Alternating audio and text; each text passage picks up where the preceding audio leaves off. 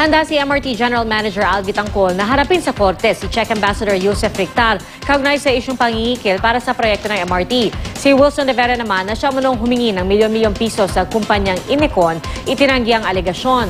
Balitang hatid ni Sherian Torres, exclusive. Itinuro ni Czech Ambassador Josef Rictar si Wilson de Vera na umano'y humingi ng $30 million sa Czech company na Inecon. There is a guy who extort. This Wilson de Vera.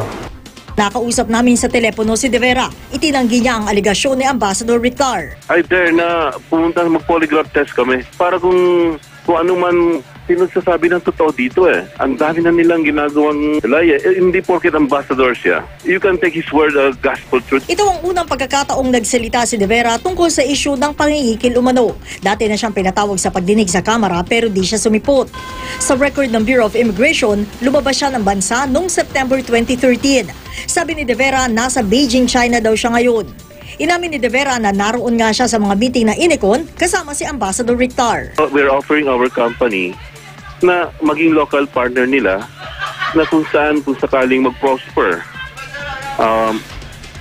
magiging parang kami yung maintenance sa services later on. Si de Vera ay isang politiko mula sa Pangasinan, gaya na makikita sa kanyang Facebook page. Miyembro ito ng Liberal Party. 3 beses itong tumakbo sa Pangasinan para sa 3 iba't ibang posisyon, pero natalo. Ang sinasabi ni Rictar, si de Vera daw ay tao ni Vitangcol, bagay na pinabulaanan ni de Vera. Personally, hindi ko po sila masyadong close. I am a great party. I feel low. Ginagawa kong parang fall guy sa issue na ito. Si de Vera ang isa sa mga incorporator ng PH Trams, bahagi ng grupong nakakuha ng isa sa mga kontrata na gusto sana makuha ng Inecon, ang maintenance ng mga bago ng MRT.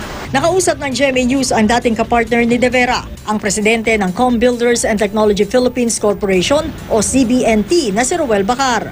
Sabi ni Bacar, dinaan sila ni de Vera sa mga pambobola. 6 na buwan daw ang kontrata pero di na natuloy dahil din kay de Vera. After maybe 3 months or midway of the contract, they were not providing parts and the general manager was really furious. Midway of the contract, I bolted out from the joint venture, us being the principal and lead partner. Muling tinatawagan ng GMA News si de Vera para makuna ng pahayag sa sinabi ni Bacar, pero nakapatay na ang cellphone nito. Si Vitangcol ilang beses nang itinanggi na sangkot siya sa pangingikil umano sa Inecon. Sa Senado, hinamon niya si Ambassador Rictar. Ang challenge ko lang kay Ambassador Rictar, shed your immunity and I will face you in court at any time. Patuloy na kinukunan ng GMA News ng pahayag ang Czech Ambassador.